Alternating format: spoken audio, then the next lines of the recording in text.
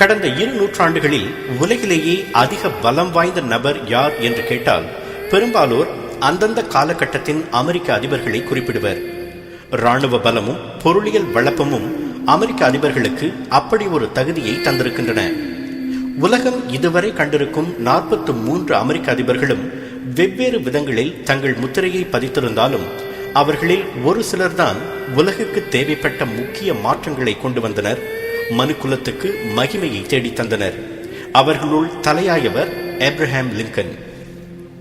1809 ஆண்டு பிப்ரவரி 12ஆம் தேதி கென்டக்கியில் ஓர் ஏழை குடும்பத்தில் பிறந்தார் லிங்கன். அவரது தந்தை தாமஸ் லிங்கன் ஒரு தச்சர்.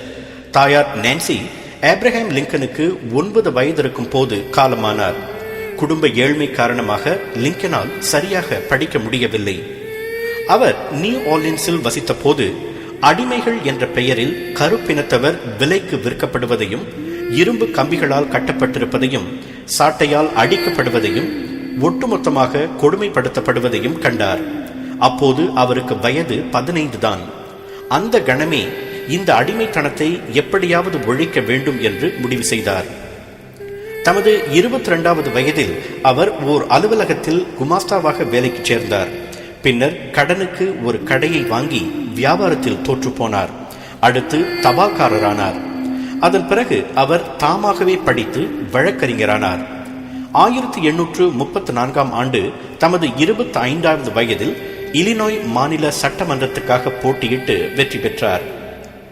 1833இல் ஆன் ரூட்லெட்ஜ் என்ற பெண்ணை காதலித்து மணந்து கொண்டார். ஆனால் 2 ஆண்டுகளில் ஆன் நோய்வாய்ப்பட்டு இறந்தார். 7 ஆண்டுகள் கழித்து லிங்கன் மறுமணம் செய்து கொண்டார்.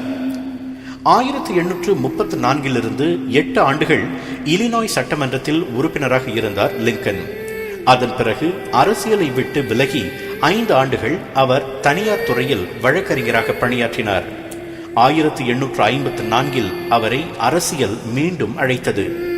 குடிப்பழக்கம், புகைக்கும் பழக்கம் எதுவும் இல்லாத லிங்கன் அரசியலில் கடுமையாக உழைத்தார். 1859ஆம் ஆண்டு நீங்கள் ஏன் அமெரிக்க அதிபர் பதவிக்கு போட்டியிடக்கூடாது என ஒரு நண்பர் கேட்டபோது அந்த தகுதி எனக்கு கிடையாது என்று பணிவாக பதில் கூறினார் லிங்கன்.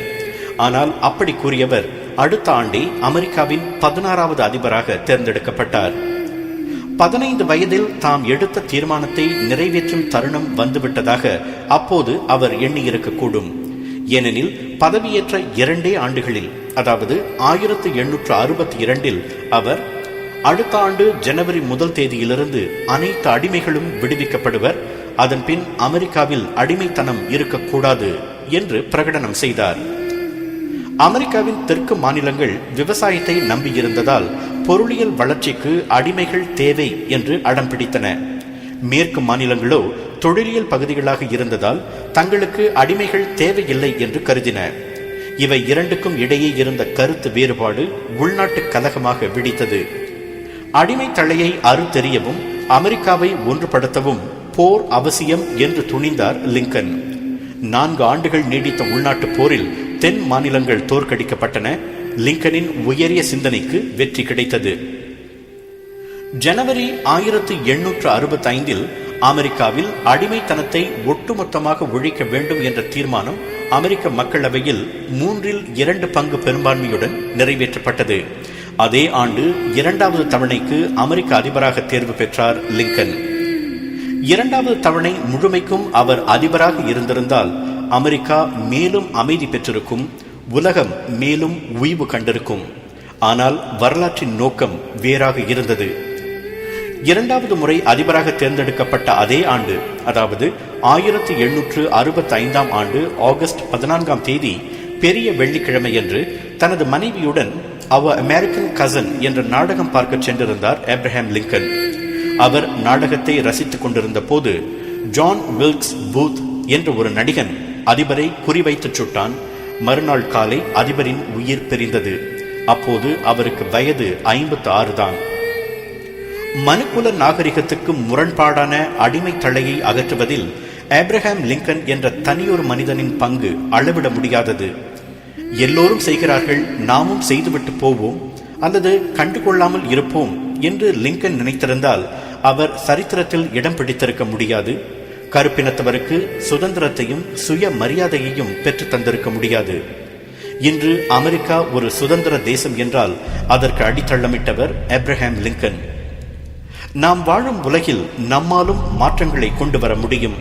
அதற்கு தேவைப்படுவதெல்லாம் சிந்தனையில் தெளிவும் செயலில் துணிவும் தான். இவை இரண்டும் இருந்தால் ஆப்ரஹாம் லிங்கனை போலவே நமக்கும் அந்த வானம் வசப்படும்.